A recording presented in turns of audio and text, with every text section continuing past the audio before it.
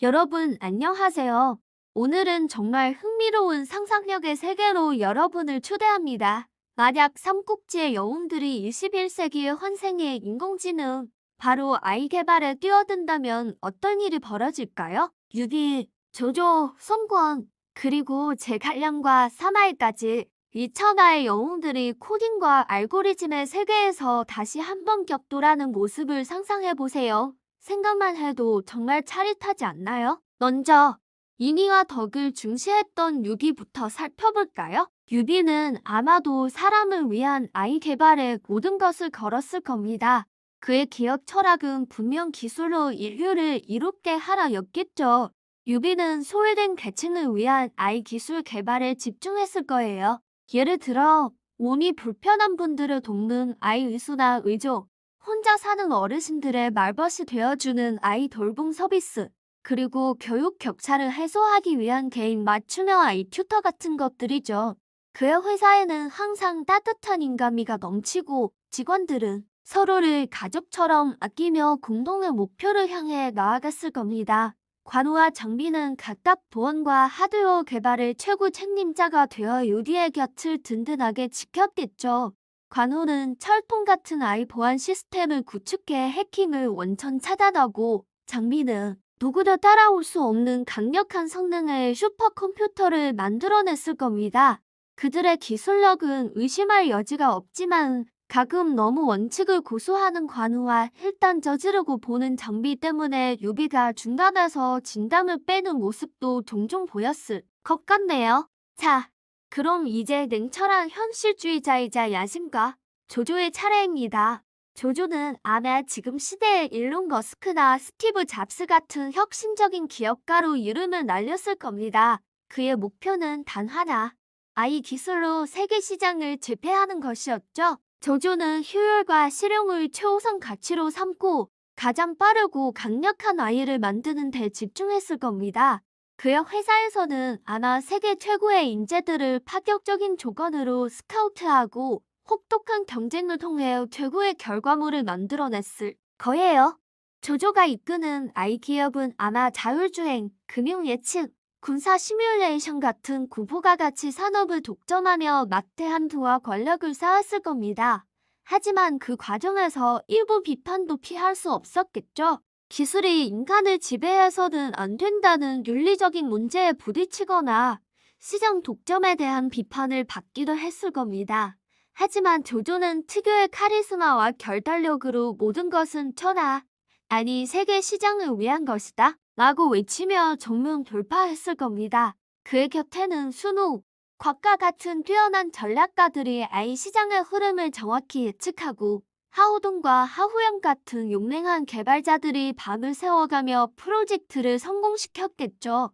그렇다면 강동의 호랑이, 송권은 어땠을까요? 송권은 가문의 유산을 바탕으로 안정적인 AI 제국을 건설했을 겁니다. 그의 강점은 바로 안정성과 네트워크였죠. 유비처럼 너무 이상적이거나 조조처럼 너무 공격적이지 않은 균형 잡힌 전략을 구사했을 겁니다.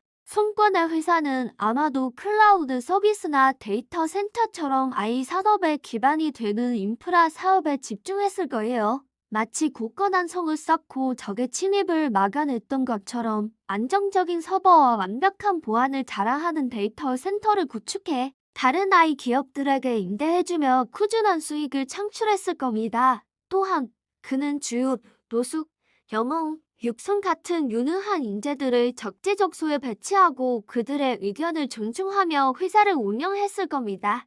특히 주유는 뛰어난 기술 총괄 책임자 CTO로서 손권의 AI 제국을 기술적으로 이끌었을 것이고, 노숙은 다른 기업들과의 협력을 이끌어내는 외교관 역할을 훌륭히 해냈을 겁니다. 손권의 회사는 화려하지는 않지만 가장 신뢰할 수 있고 안정적인 파트너로서 AI 업계에서 굳건한 입지를 다졌을 겁니다. 이제 삼국지 최고의 제략가들을 만나볼 시간입니다. 바로 제갈량과 사마이죠. 이 둘의 대결은 아마 AI 시대에 더욱 치열하고 흥미진진하게 펼쳐졌을 겁니다. 제갈량은 유비의 회사에서 최고 전략 책임자 CSO이자 수석 개발자로서 사람 중심 AI의 비전을 실현하는 데 앞장섰을 겁니다. 그는 단순히 기술을 개발하는 것을 넘어 기술이 사회에 미칠 영향까지 예측하고 윤리적인 가이드라인을 제시했을 거예요. 예를 들어 아이가 만들어내는 가짜뉴스를 판별하는 알고리즘을 개발하거나 아이의 판단이 특정 집단에게 불리하게 작용하지 않도록 편향성을 제거하는 기술을 연구했을 겁니다. 그의 지혜는 단순히 코드를 짜는 것을 넘어 미래 사회를 설계하는 수준에 이르렀을 겁니다. 동남풍 대신 빅데이터의 바람을 읽고 모구유마 대신 자율주행 배송 로봇을 개발하는 제갈량의 모습, 상상만 해도 정말 멋지지 않나요? 반면 사마이는 조조의 회사에서 혹은 자신만의 비밀스러운 연구소에서 제갈량과는 또 다른 방식으로 아이 기술의 정점을 추구했을 겁니다. 그는 겉으로 드러나기보다는 물밑에서 조용히 하지만 가장 핵심적인 기술을 개발하는데 집중했을 거예요.